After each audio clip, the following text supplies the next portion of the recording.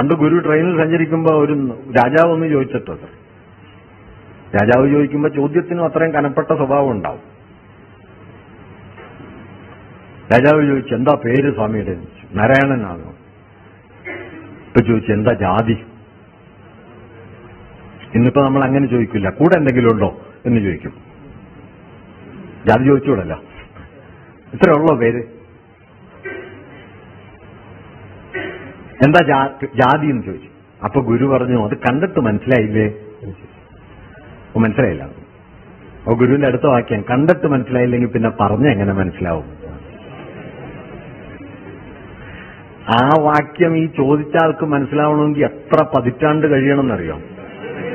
എത്ര പതിറ്റാണ്ട് കഴിഞ്ഞാലേ ഈ വാക്യത്തിന്റെ അർത്ഥം മനസ്സിലാവുമെന്നറിയോ?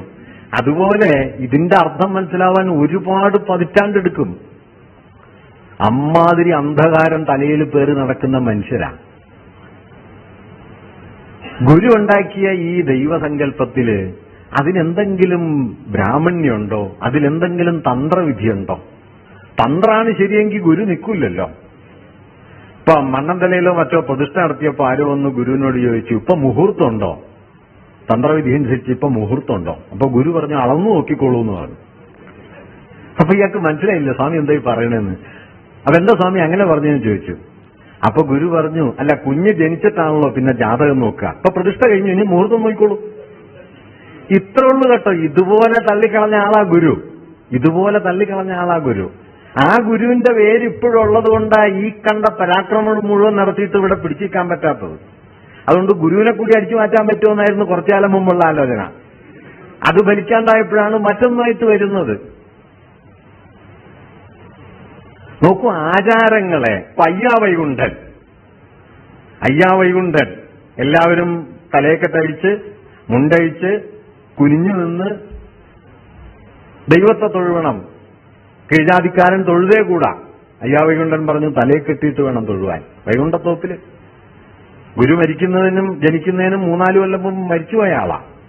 ഈ അയ്യാവൈകുണ്ഠൻ മുതല് അയ്യങ്കാളി പഞ്ചമിയെ സ്കൂളിൽ ചേർക്കാൻ ചെന്നല്ലോ. പഞ്ചമിക്ക് കയറാനായിട്ട് അന്ന് രാജാവ് പുറപ്പെടുവിച്ചിട്ടുണ്ടായിരുന്നു. സുപ്രീം കോടതിയുടെ വിധി പോലെ തന്നെയാ. ഈ പ്രമാണിമാര്, ഈ ജാതി പ്രമാണിമാര്, ഈ സവർണ മാടമ്പികളും ഗുണ്ടകളും ചേർന്നിട്ട് പറഞ്ഞു, ചിലപ്പിള്ളേരെ പഠിപ്പിക്കാൻ പറ്റില്ല. ഒരുപാട് അടിലഹളകൾ നടന്നു. അവസാനം അയ്യങ്കാളി പറഞ്ഞു, കേരളത്തിന്റെ ചരിത്രത്തിൽ ആദ്യത്തെ പണിമുടക്ക് വരിക. അയ്യങ്കാളി പറഞ്ഞു, ഞങ്ങളുടെ കുട്ടികളെ പഠിപ്പിച്ചില്ലെങ്കിൽ നിങ്ങളുടെ പാഠം കൊയ്യില്ല. 1.5 കൊല്ലം തരിച്ചു കിടന്നു കേട്ടോ. 1.5 കൊല്ലം തരിച്ചു കിടന്നു. അങ്ങനെയാണ് പല കുട്ടികൾ സ്കൂളിൽ കയറിയത്. അല്ലാതെ ഈ സവർണ പ്രമാണിമാരുടെ ഔദാര്യ ബുദ്ധി കൊണ്ടൊന്നുമല്ല, അയ്യങ്കാളിയുടെ സമരബീജം കൊണ്ട് കയറിയതാ. എത്ര സമരങ്ങൾ നടന്നു മാറുതറയ്ക്കാൻ, അല്ലേ? കല്ലമാല ഇടാതിരിക്കാൻ. ജാതിയിൽ താണവരാണെന്നുള്ളതിന്റെ തെളിവായിട്ട് കല്ലമാല ധരിച്ചിട്ട് വേണമായിരുന്നല്ലോ ഈ സ്ത്രീകൾക്ക്, താണവരെന്ന് വിളിക്കപ്പെട്ടുകൊണ്ടിരുന്ന സ്ത്രീകൾക്ക് വഴിക്കൂടി നടക്കാൻ. വഴിക്കൂടി നടക്കാൻ പറ്റാത്ത ആളുകളുണ്ടായിരുന്നു കേട്ടോ, പറയന്മാര്. പകൽ വെളിച്ചത്തിൽ പുറത്തു വന്നുകൂടാ. പൊന്തക്കാടുകൾക്കിടയിലൂടെ നൂണ്ട് നടന്ന ലക്ഷോപലക്ഷം മനുഷ്യരുണ്ടായിരുന്ന രാജ്യത്താണിത്.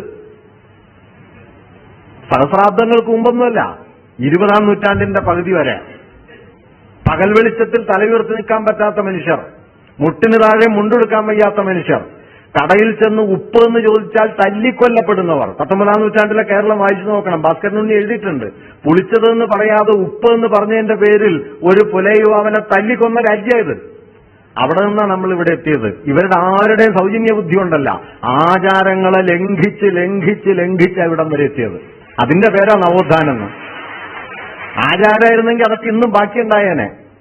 ആ ആചാരത്തിന്റെ ബലത്തിലൊന്നുമല്ല, അതിനെ വെല്ലുവിളിക്കാനും ശേഷിയുള്ള മനുഷ്യരുടെ ആത്മവീര്യത്തിന്റെയും സഹനത്തിന്റെയും ബലത്തിലാണ് കേരളം ഇങ്ങനെ എത്തിയത്.